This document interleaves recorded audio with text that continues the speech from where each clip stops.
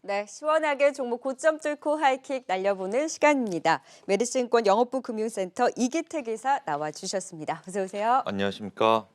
네, 자 오늘 하이킥을 날려볼 유망주를 찾아봐야 될 텐데요. 네. 오늘은 어떤 재료에 주목을 하셨을까요? 오늘의 주제는 배띠워라입니다. 어우, 주선주네요. 네, 맞습니다. 아우, 해운주라고 생각하실 줄 알았는데 어떻게 조선이라고 딱 말씀하시네요. 저 지금까지 조선주 얘기했거든요. 또. 아, 그러셨어요? 네. 예. 뭐 천재 국악 소녀가 부른 노래죠. 배띠워라인데요. 예. 관련돼서 오늘 준비해 온 내기가 사실은 이제 바이든 시대가 개막이 됐잖아요. 이제 가장 먼저 큰 행보를 보인 게 파리 기부 협약에 가입하겠다라는 내용입니다. 이에 따라서 이제 국제 사회적으로 이제 친환경 그러니까 아시겠지만 IMO 2020이라고 해서 국제 회사 기구에서 이제 환경 규제를 시작했는데 이에 발맞추어서 이제 파리 기후 협약에 가입하면 결국에는 선박의 변화가 이루어질 것이다라는 게 주제고요. 바이든 시대에 이제 맞춰서 LNG 추진선이 교체 시기가 앞당겨질 것이다라는 보도 자료들이 좀 있어서 그 보도 자료를 보시면서 좀 차근차근 네. 한 걸음 더 다가설 수 있도록 하겠습니다.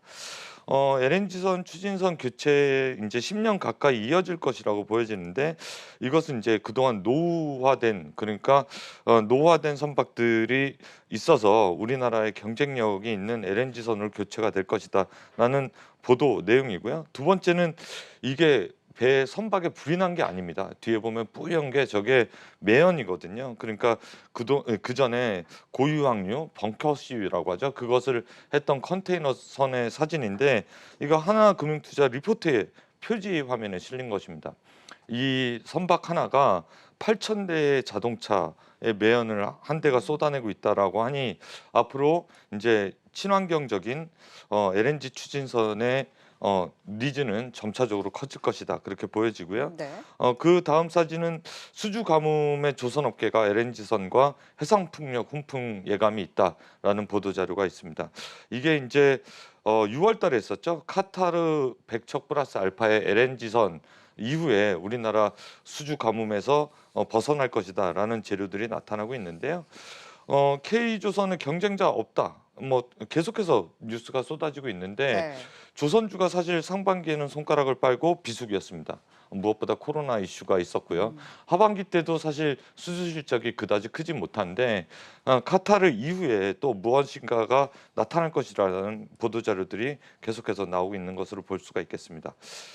그래서 이제 아까 말씀드렸지만 IMO 2020 규제라는 게 황산화물 배출량을 3.5에서 네. 0.5로 낮춰야 되는 환경 규제이기 때문에 이 환경 규제에 적합한 선박은 사실 스크러버 장착 선박이다 이러한 얘기가 많았는데 스크러버를 장착했을 때 엔진의 결함이 나타나더라라는 얘기고요. 엔진의 결함은 결국에는 보험사의 청구 건수로 나타나서 보험사들이 그 스크러버 장착된 선박도 결국에는 환경에서 자유스럽지 않다라는 내용이 2013년도서부터 계속해서 거론된 내용이고 이에 따라서 스크러버도 안 되니 네. 결국에는 LNG로 교체할 것이다라는 게 지금 보시는 표에 나타난 것이라고 보시면 되겠습니다. 근데 IMO 2020 그 얘기가 작년에 엄청 기대를 했었는데 네. 막상 2020년이 됐는데 딱히 그 효과를 체감하지는 못했던 것 같아요. 그게 사실은 어떠한 선박이 벌금을 물고 이 물동을 하는 네. 게 어떠한 지역에서는 더 유리하고 아. 어떠한 지역에서는 또 불리하고 그랬던 것도 있었고 사실은 두 번째로는 선주들이 스크러버를 많이 설치했어요. 네. 그런데 스크러버를 설치해서 운행하면 아. 괜찮을 것이다, 통과할 것이다라고 했는데 그 결함이 발생을 했고. 결함이 발생했고 사실 스크러버를 장착했던 건 이걸 중고 선박으로 팔기 유리하게 하기 위해서 스크러버를 장착했던 것이거든요. 네.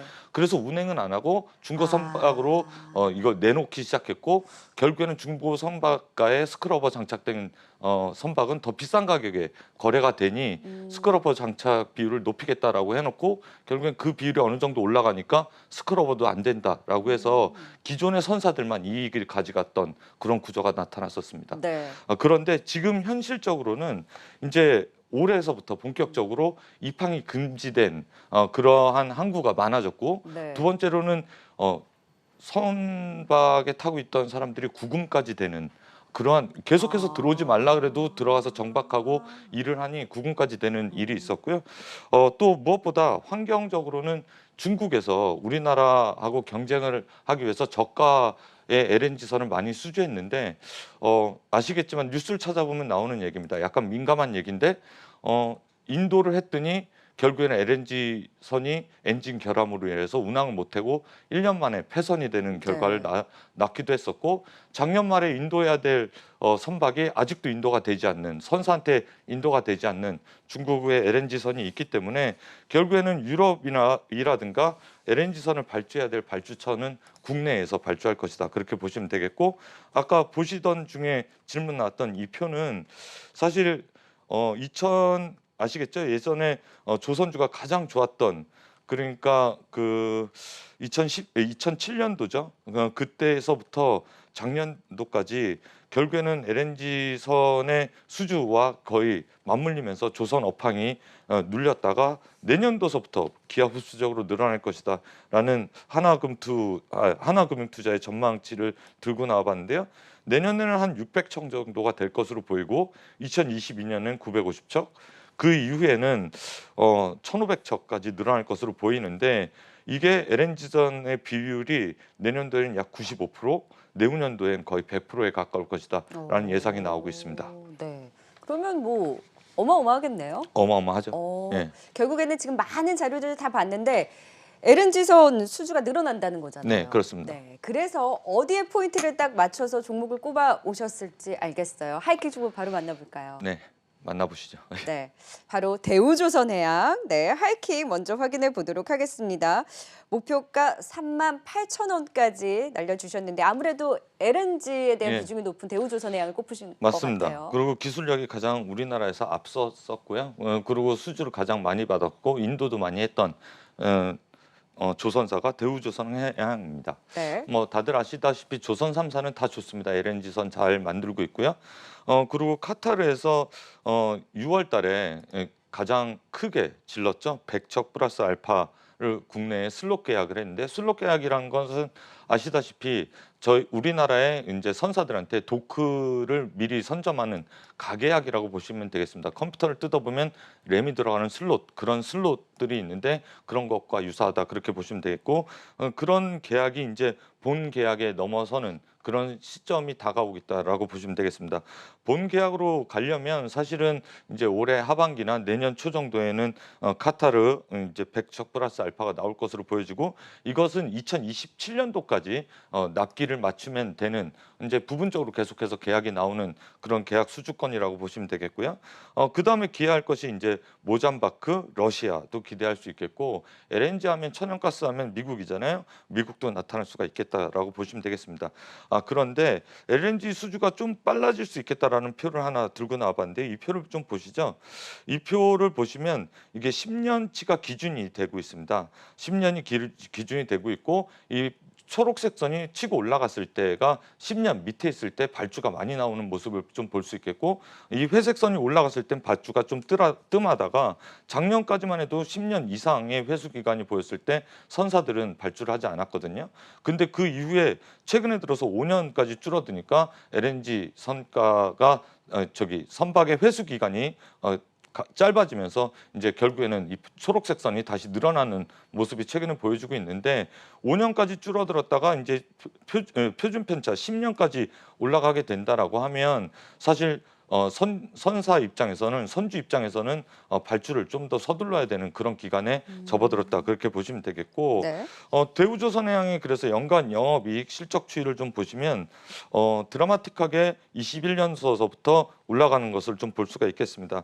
올해 매출액 7.6조에 4,200억 정도 했는데요. 지금 현재 21년도는 매출액이 한 14% 늘어서요. 9조 2천억 할 것으로 보여지고 영업이익은 무려 한 41% 증가할 것으로 보여집니다. 7,400억으로 나타날 것으로 보여지기 때문에 지금 PER로 봤을 때 내년도에는 지금 한 5.3배, 올해는 7.8배 정도이고요. PBR로 봤을 땐 0.75배이기 때문에 가치주에서 대형주 이런 흐름에 맞는 그러한 종목이 아닐까 싶어서 대우조선해양을 들고 나와봤습니다. 네, 경기 민감주 대형주 안에서 지금 또 대우조선해양에 대한 관심을 가져보자. 오늘 26,000원 선 부근에서 움직이고 있는데요. 하이킥은 38,000원까지 날려주셨습니다. LNG 수주에 대한 기대감 대우조선해양으로 확인을 해봤고요. 두 번째 또 조선업황 안에서 또 찾아볼 수 있는 종목이죠. 예, 뭐 이 종목을 빼놓고 LNG를 얘기할 수가 없겠죠. 동성화인텍 들고 나와봤습니다. 네, 이제 조그만 종목도 하나 봐야 되겠죠. 동성화인텍도 최근에 좀 반등 탄력을 받았습니다. 오늘은 약보합권에서 11,450원 선 부근에서 쉬어가고 있는데요. 하이킥은 17,000원까지 날려주셨네요.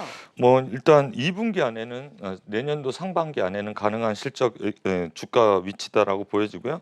아시다시피 동성화인텍은 한국카본과 선두를 다투는 LNG에 들어가는 본행제 국내 최고의 기술 보유 업체입니다. 동성화인텍이 LNG 본행제에 특화되어 있는 모습을 좀 보고 그리고 수주 잔고를 좀 나타내는 표를 좀 보시겠는데요. 이 회색 막대가 한국카본의 수주 그래프고요. 이 초록색 막대가 동성화인텍의 수주 잔고를 보여주고 있습니다. 동성화인텍은 이제 본행제 쪽에서 국내에 수출보다는 국내 내수 쪽에서 유리한 모습을 갖고 있기 때문에 제가 한국카본을 들고 나올 것인가 동성화이텍을 들고 나올 것이다 고민 끝에 결국엔 이 그래프 때문에 동성화이텍을 들고 나왔는데요. 수주 잔고는 이제 올해는 6천억까지 늘어날 것으로 보이고 한국카본도 수주가 이제 줄어들었으니 경쟁력을 잃은 것이 아닌가 그렇게 볼 수가 있겠는데 그건 아니고요. 다른 쪽에서 수주가 계속 일어나고 있기 때문에 상대적으로 본행제 그러니까 조선에 들어간 본행제가 좀 약했을 뿐이다라고 말씀을 드릴 수가 있겠고 한국카본도 결국에는 수주 잔고가 동성화이텍처럼 늘어나는 그런 구간으로 올라갈 것인데 이익률을 따져봤을 때 둘 다 비슷한 이익률을 보여주고 있어서 사실 어디가 앞서거니 뒤서거니 따질 수는 없는데 지금 현재로는 본행제에 특화되어 있는 기업을 좀 더 찾자로 놓고 봤을 때 동성화이텍이지 않을까 싶어서 들고 나와봤습니다. 네. 아시겠지만 사상 최대치 수주 잔량을 확보하고 있고 내년에는 1조에 가까운 수주 잔량을 보일 것으로 보여지는데 지금 시가총액은 3,100억 정도입니다. 이 동성화인텍의 연간 영업이익 실적 추이를 그냥 표로 간단하게 말씀을 좀 드릴 텐데요. 이 표를 보시면 2019년도서부터 그러니까 매출액 대비 이익률을 봤을 때 본행제 사업이 급성장하는 것을 초록색 막대로 볼 수가 있겠고요. 초록색 선이 이제 한 10%대 이익률을 계속 보여지는데 이 이익률을 유지하면서 결국엔 매출액이 늘어나면 이익률과 매출액은 증가 추세 그러니까 레버리지 효과 쉽게 얘기하면 그런 효과가 나타날 수 있다라고 볼 수가 있겠고 네. 매출액 3분기 매출액도 영업이익도 어닝 서프라이즈를 보였습니다. 뭐 아시겠지만 109억을 예상했는데 141억 영업이익을 보였고 전년 동기 대비해선 289%가 떴기 때문에 이러한 추세가 이어진다라고 하면 내년도까지 17,000원의 목표 주가가 이루어지지 않을까 그렇게 보여지고 있습니다. 근데 차트를 보면 지금 주봉 월봉을 보면 11,000원, 12,000원 벽이 뚫기가 쉽지 않아 보이는데 네. 17,000원이면 가본 적이 없는 가격대 아닌가요? 네, 가는 길이 없는 길을 가야 하이킥 정말 아니겠습니까? 하이킥이네요. 예, 하이킥 그렇죠. 아니겠습니까? 예. 11,000원, 12,000원 뚫을 수 있을까요? 예, 뚫을 수 있을 것으로 보여집니다. 그럼 17,000원 어느 정도 기간을 두고 잡아주신 목표일까요? 아까 말씀드렸듯이 내년도 상반기 상반기. 안에는 가능할 것으로 보여지고 사실 동성화인텍의 꿈은 이제 카타르 이후에 조선사들이 수주를 더 받아서 동성화인텍의 수주 잔고가 늘어나는데 그 수주 잔고가 늘어나게 되면 마진율을 더 갖고 올 수 있잖아요. 네. 그러한 모습들이 이제 나타나면 17,000원까지는 도달 가능하다 그렇게 보여집니다. 네, 자 오늘은 조선업종 안에서 LNG에 조금 더 포인트를 맞춰서 대우조선해양과 함께 동성화인텍에 대한 하이킥 또 날려봤습니다. 17,000원 갈지 또 동성화인텍 지켜보도록 할게요. 지금까지 메리츠증권 영업부 금융센터 이기택 이사였습니다. 말씀 고맙습니다. 예, 수고하셨습니다.